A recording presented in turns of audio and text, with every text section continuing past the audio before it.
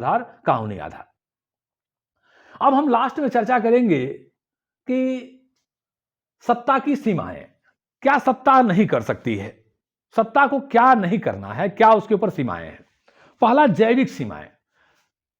सत्ता को ऐसा कोई आदेश अपने अधीनस्थ को नहीं देना चाहिए, एक सीनियर को अपने जूनियर को ऐसा कोई आदेश नहीं देना चाहिए जिससे उसका जीवन खतरे में हो।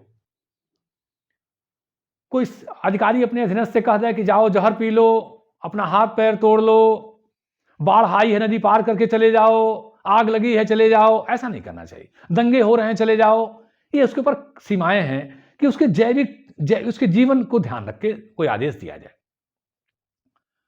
एक और सीमा है तकनीकी। उच्चस्थ अधिकारी अपने निम्नस्थ को ऐसा कोई आदेश न दे जिसमें उसको तकनीकी प्राप्त ज्ञान न हो।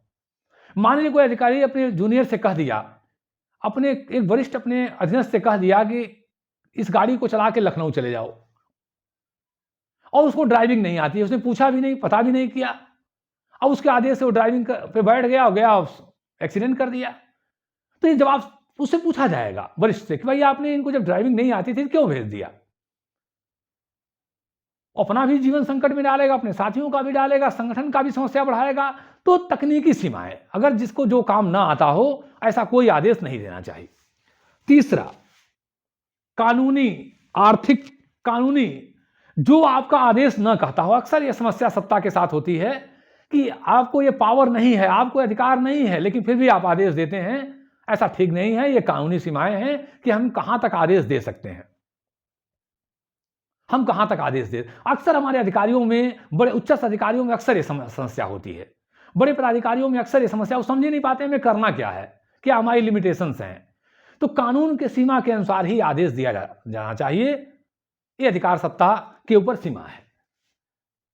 मनोवैज्ञानिक, ऐसा कोई बात नहीं कहना चाहिए जिससे उनके मनोभावनाओं को, जाति के आधार पर कोई टिप्पणी, धर्म के आधार पर कोई टिप्पणी, उनके रहन सहन, सामाजिक व्यवस्था के आधार, कोई भी ऐसा शब्द नहीं होना चाहिए आदेशित उच्च अधिकारी के द्वारा निम्नस्थ के लिए जो उनके मन स्थिति को दूषित करता हो, प्रभावित करता हो, नुकसान पहुंचाता हो, उनके विचारों और चेतना को नुकसान पहुंचाता हो। किसी को जाति टिप्पणी कीजिए, किसी को धार्मिक टिप्पणी कर दीजिए, ये ठीक नहीं है। ये सीमा है, ये सीमा है उच्च पदाधिकारियों के द्वारा, सत्तासीन लोगों के द्वारा कि उनके मनोविज्ञान को, अपने जूनियर्स के, अपने अधीनस्थों के मनोविज्ञान को दूषित करने वाला, प्रभावित करने वाला कोई शब्द या कोई आदेश उन्हें नहीं देना चाहिए। कोई ऐसे शब्द का प्रयोग नहीं करना चाहिए। आर्थिक रूप से यह है कि ऐसा कोई आदेश मत दीजिए अपने अधीनस्थ को जो उसके पास आर्थिक व्यवस्था ना हो।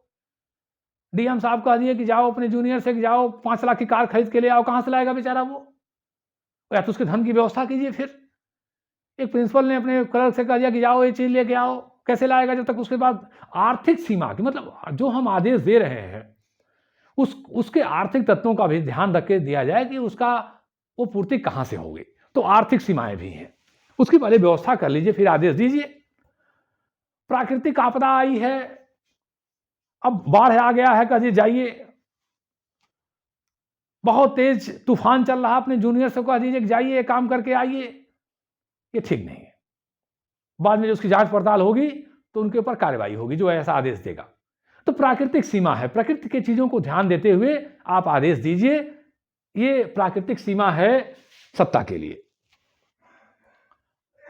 तो तकनीकी हो गया, जैविक हो गया, कानूनी हो गया, मनोवैज्ञानिक हो गया, आर्थिक हो गया, प्राकृतिक हो गया। अन्य सीमाएं जैसे श्रम संघों की कार्रवाई, देख लीजिए कि श्रम संगठन की जो कार्रवाई है उसको ध्यान में रखते हुए आदेशित कीजिए।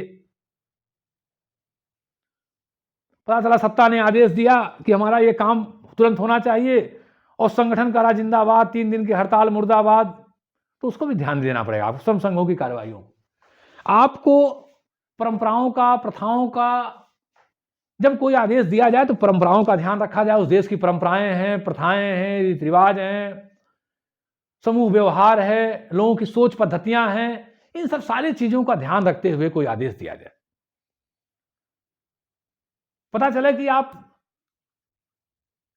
कोई ऊपर की सत्ता आदेश दे रही है, उस देश की परंपरा का ही ज्ञान नहीं है, रीति रिवाजों का ही ज्ञान नहीं है, तो ये ठीक नहीं होगा। इनकी उन पर सीमाएं हैं कि सब चीजों का ध्यान रखा जाना चाहिए। अंत में निष्कर्ष, सत्ता बहुत ही महत्वपूर्ण है, बहुत ही आवश्यक है। सत्ता किसी संगठन का हृदय होती है, मस्तिष्क होती है और संगठन के उद्देश्यों की पूर्ति के लिए आवश्यक होती है। जय हिंद।